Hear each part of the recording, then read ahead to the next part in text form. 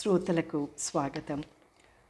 సంస్కృతి ఛానల్లో భాగంగా ఈరోజు సహాయం, మనుషులకు దేవుడితో సహాయం అవసరం, అలాగే మనిషికి తోటి మనిషితో సహాయం అవసరం. అలాంటి సహాయాల గురించి ఈరోజు చర్చించుకుందాం. దేవుని సహాయం. ఆది శంకరాచార్యులు ఒక గ్రామానికి చేరుకున్నారు.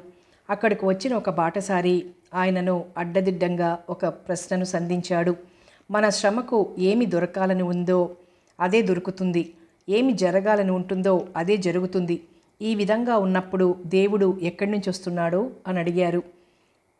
ఆది శంకరాచార్యులు వెంటనే అతనికి జవాబు చెప్పలేదు. మిత్రమా, ఈ నది దాటుకుని ఊరికి వెళ్తాం, నీకు అక్కడ సమాధానం చెబుతాను అని బదులివ్వడం జరిగింది. ఆ నదికి ఆ చివర నుంచి ఈ చివరకు చెట్ల మొదళ్లతో వంతెనను నిర్మించారు. వంతెనకు రెండు వైపులా గట్టిగా పట్టుకునేందుకు వెదురు బొంగులు పాతిపెట్టబడ్డాయి. వెదురు బొంగులను పట్టుకుని వంతెనపైకి చేరుకుని అతను నడవసాగాడు. ఆది శంకరాచార్యులు కూడా వెదురు బొంగులను పట్టుకుని వంతెనను దాటేయడం జరిగింది. అవతలి గట్టుకు చేరుకోగానే ఆది శంకరాచార్యులు ఆ బాటసారికి కృతజ్ఞతలను తెలియచేసుకున్నారు. అందుకు ఆ బాటసారి, నాకెందుకు కృతజ్ఞతలు, మీరు ఈ వంతెనకు కదా కృతజ్ఞతలు చెప్పాలి అని ప్రశ్నించాడు. మనం ఈ నదిని దాటే విధంగా చేసినది ఈ చెట్ల మొదళ్ల వంతెనేనా? మరైతే ఆ వెదురు బొంగులు ఎందుకు అని ఆది శంకరాచార్యులు అడిగారు. ఆ వంతెనపై వెళ్తున్నప్పుడు జారి పడకుండా తగిన ఆధారం కోసం స్వామి అని జవాబిచ్చాడు సదరు బాటసారి. ఇంతకుముందు నువ్వు అడిగిన ప్రశ్నకు అదే జవాబు. తన కృషి అనే వంతెనపై నడిచినప్పుడే మనం వెళ్లాల్సిన ప్రదేశాన్ని చేరుకుంటూ ఉంటాం. దారిలో ఏదైనా పొరపాటు జరిగితే వెదురు బొంగులను పట్టుకున్నట్లుగా దేవుని పాదాలను పట్టుకోవాలి అని వివరించారు ఆది శంకరాచార్యులు. పంచుకోవడమే ఒక సాయం. పొలంలో పనులను చేసేందుకు వెళ్ళాడు ఒక రైతు. అక్కడున్న మామిడి చెట్టు కొమ్మలో ఒక మామిడి పండు పండి ఉండటాన్ని చూశాడు.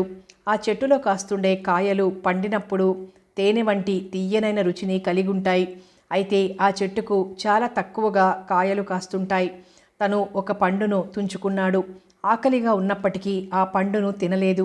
కుటుంబం కోసం ఇంట్లోనే ఉంటూ శ్రమిస్తోన్న నా భార్యకు ఈ పండును అందించుదాం అనుకుని ఆ పండును ఒక పక్కన పెట్టాడు. మధ్యాహ్నం ఇంటికి చేరుకోగానే ఆ పండును తన భార్యకు అందించి తినమని చెప్పాడు. అతని భార్య కూడా ఆ పండును తినలేదు.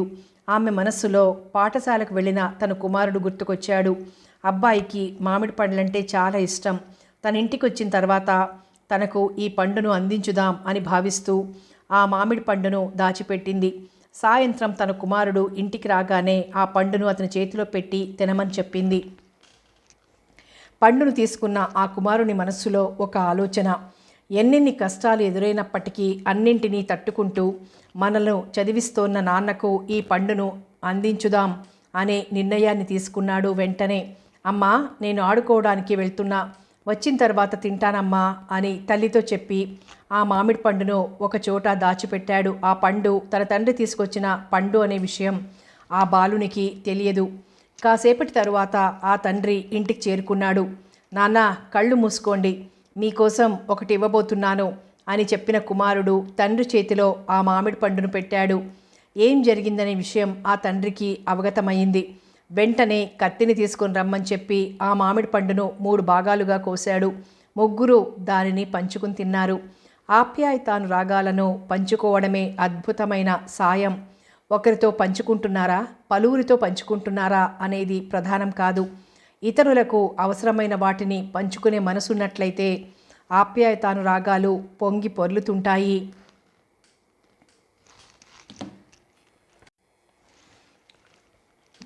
గురువర్యులు అరవిందులు ఒక గొప్ప ఐశ్వర్యవంతమైన కుటుంబంలో జన్మించారు. యువ ప్రాయంలో ఆయనకు ఎంతోమంది స్నేహితులు ఉండేవారు. వారి ఇంట్లో నిత్యం స్నేహితుల బృందం నిండుగా ఉంటుంటుంది. బాగా సంపాదిస్తుండే అరవిందులు తను సంపాదించిన డబ్బులను తమ ఇంటి హాల్లో ఒక మేజాబల్లపై పెడుతుండేవారు. ఆ దృశ్యాన్ని చూసిన ఒక స్నేహితుడు, డబ్బులను జాగ్రత్తగా బీరువాలో పెట్టి తాళం వేయకూడదా అని ప్రశ్నించాడు. అందుకు అరవిందులు, ఒకవేళ నేను అలా చేసినట్లయితే నా కోసం వస్తూ ఉండే స్నేహితులను నేను అనుమానిస్తున్నట్లుగా అనిపించదా అని అడిగారు. అయినప్పటికీ ఆ స్నేహితుడు వదల్లేదు. అది సరే, ఎవరైనా ఈ డబ్బులను తీసుకెళ్తే ఏం చేస్తావు అంటూ ఆందోళనతో అడిగాడు. అందుకు అరవిందులు, తీసుకెళ్ళనియండి, అవసరమైన వాళ్ళు ఖర్చు పెట్టుకునేందుకే కదా డబ్బులు అని జవాబిచ్చాడు. సాయపడే గుణమే అరవిందులను గొప్ప గురువర్యునిగా మార్చేసింది. ఎంతకాలం జీవిస్తామనే దానిని అనుసరించి మన జీవితం అంచనా వేయబట్టం లేదు. ఆ రోజులలో ఏ విధంగా జీవించామనేదే ముఖ్యాతి ముఖ్యం. ఎంతమంది వదనాలలో చిరునవ్వులు చిందించేందుకు మనం కారణకర్తలుగా ఉన్నామనేది ముఖ్యాతి ముఖ్యం. సంతోషాన్ని బహుమతిగా అందించడమే జీవితం యొక్క లక్ష్యం. ఈ జీవితంలో మనం ఆశీర్వదించబడిన వారుగా భావిస్తున్నామా అనేదే ప్రధానం. ఎటువంటి ప్రతిభా పాఠవాలను మనం పొందామనేదే మన పురోగతికి సంబంధించిన కొలబద్ద. ఎన్నిసార్లు క్రింద పడిపోయామనేది పెద్ద విషయం కాదు. పడగానే ఎంత వేగంగా పైకి లేచామనేదే మన విలువ. ఈ జీవితంలో ఎటువంటి అనుభవాలను పొందామనే విషయం ప్రధానం. ఎటువంటి వ్యక్తులను స్నేహితులుగా, బంధువులుగా పొందామనే విషయం కూడా ప్రధానం. సంతోషానందాలతో, కృతజ్ఞతా భావనతో జీవించడమే అర్థవంతమైన జీవితం. ఇక మనం పోరాడి జయించిన ఏ విజయమైనా సరే మానసిక తృప్తిని అందిస్తుంటుంది. అయినప్పటికీ ఇంకా సాధించాలి అంటూ పెద్ద కలలను కంటుంటాం. మనం ఎంత సంపాదించామనేది, ఎంతమంది చేత గుర్తించబడుతున్నామనేది మన విజయానికి తగిన కొలబద్దలు కాదు. ఒక్కొక్క క్షణంలో ఏ విధంగా జీవిస్తున్నామనేదే మనలను తీర్మానిస్తూ ఉంటుంది. ఇతనితో మనం మాట్లాడటం ఇదే చివరిసారి అని గ్రహించలేని స్థాయికి ఈ జీవితం అనిశ్చితమైనది. కాబట్టి ఎప్పుడు ఎదుటివారి పట్ల కరుణార్థ హృదయంతో ప్రవర్తించండి. మనకు తెలియకుండా ఎవరో ఒకరిని గాయపరిచి ఉండొచ్చు. తెలిసి ఏ ఒక్కరికి చెడును చేయవద్దు.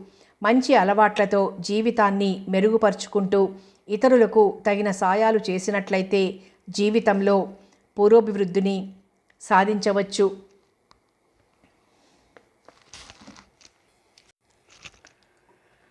సాయం చేయడమనే లక్షణం మానవజాతి యొక్క ప్రాథమిక లక్షణం. జంతువుల వలనే అడవులలో తిరుగాడిన మానవజాతి ఒకరికొకరు సాయపడుతూ జీవితాలను కొనసాగించినప్పుడే నాగరికతను అందుకున్నారని చెబుతుంటారు.